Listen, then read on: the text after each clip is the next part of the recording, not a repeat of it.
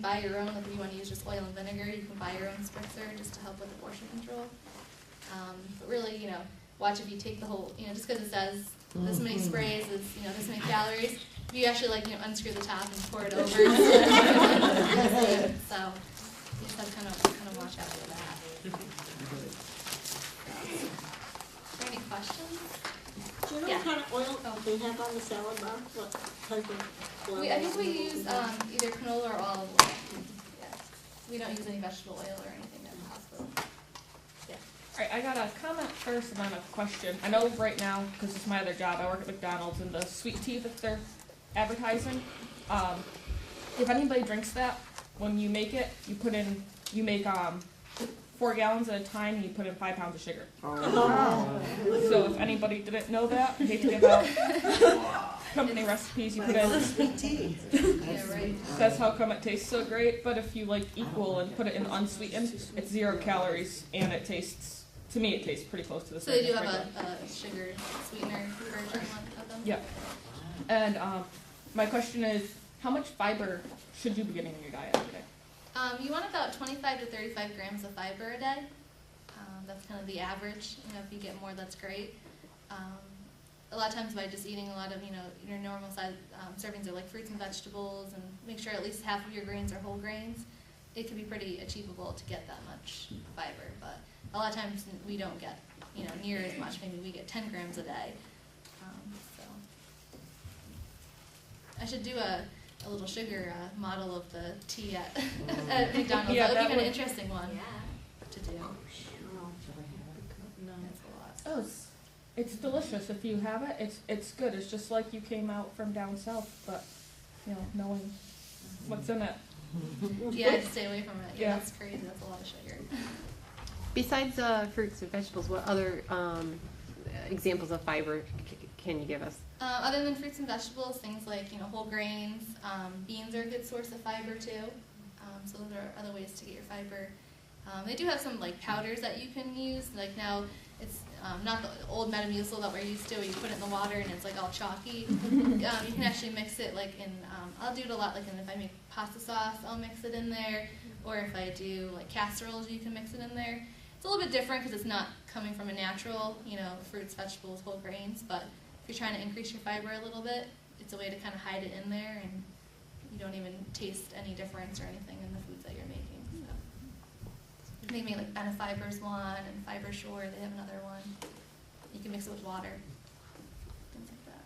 And you put it in spaghetti, you said? I put it like when I make my own homemade sauce. I make it like in a crock In the pot, sauce, yeah. and I just throw it in there. Yeah. Corn is one of the best fibers around. Yeah, corn's a good source of fiber. Delicious. And then also too, you know, it's a starchy vegetable, but it's also, you know, a good source of fiber as well. But that brings up the point of popcorn as a snack.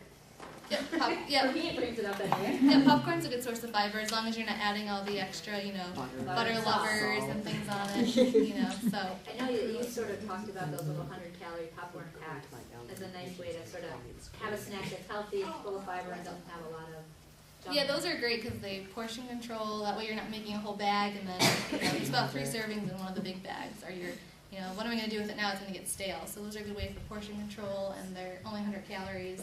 You know, great in the afternoon if you're kind of just looking for a quick snack. Now, nuts are high in fat, but they're good for protein. How much is it okay to eat as far as nuts go? Where should you? Yeah, usually like a serving of nuts is about an ounce, like about size what would fit in your hand. So like, you know, one time a day having like a handful of nuts.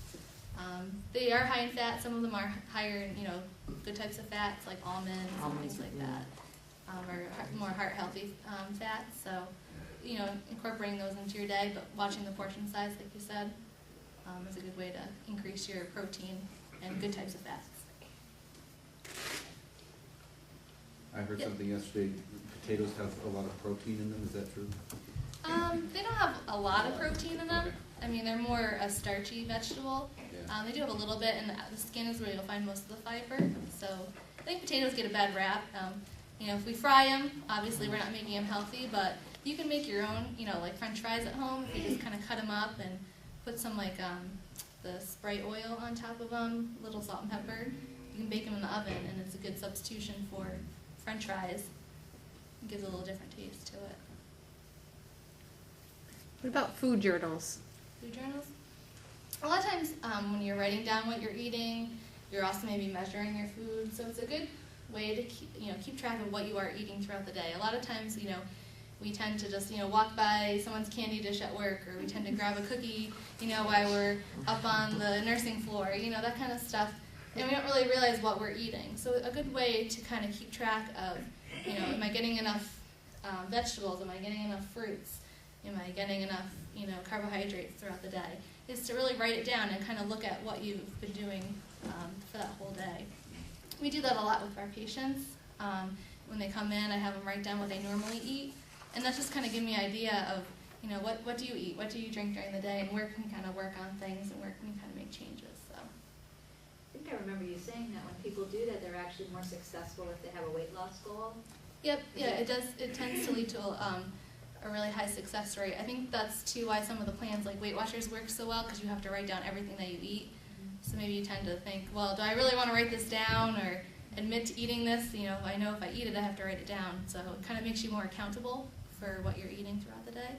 It makes you kind of realize when you look at the whole picture, what you are eating and what you're lacking in your diet.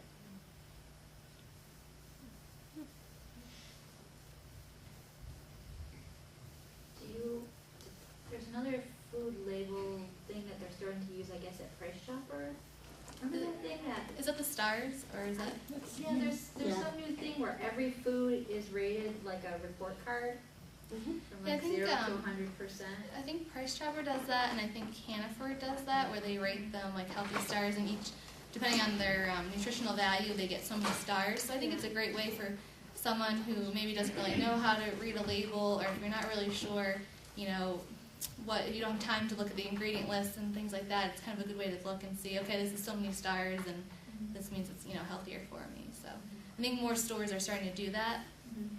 Yeah, I got an email recently about that, and I think I might have sent it to you and Jamie asking, like, have you guys seen this locally? Because it sounds like they're screening for salt and fat and sugar and Yeah, I haven't looked cholesterol, exactly so- what the guidelines are, but I think it's based on maybe like the American Heart Association guidelines or something like that. So, but it's good to see stores are becoming more aware and helping their the consumers trying to make healthier choices.